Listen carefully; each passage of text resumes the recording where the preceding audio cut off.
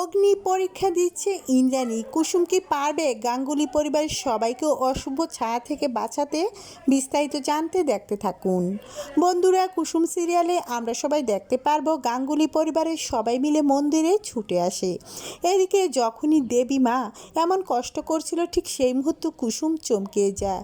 দৌড় দিয়ে তার সামনে যে কলস ভরে জল নিয়ে পড়ে, যাতে করে ইন্দ্রাণীর পায়ে গরমের ছ্যাঁকা না লেগে যায়। অবাক হয়ে যায় ইন্দ্রাণী, কুসুমের দিকে তাকিয়ে রয়েছে। কুসুম বলে, দেবীমা আপনার কষ্ট হচ্ছে না তো? এই কষ্ট আমি সহ্য করতে পারছি না। ইন্দ্রাণী বলে, গাঙ্গুলি পরিবারের সবাইকে রক্ষা করার দায়িত্ব আমার, সেজন্য আমি অগ্নি পরীক্ষা দিচ্ছি। এই কথা শুনে গুরুদেবের কাছে ছুটে যায় কুসুম। সমস্ত কিছু তার মুখে শুনতে পেয়ে কান্নায় ভেঙে পড়ে, বলে, না, যেভাবেই হোক এই পরিবারকে আমাকে রক্ষা করতে হবে। এবার কি পারবে কুসুম গাঙ্গুলি পরিবারের সবাইকে রক্ষা করতে? মতামত জানিয়ে দিন কমেন্ট করে। ধন্যবাদ।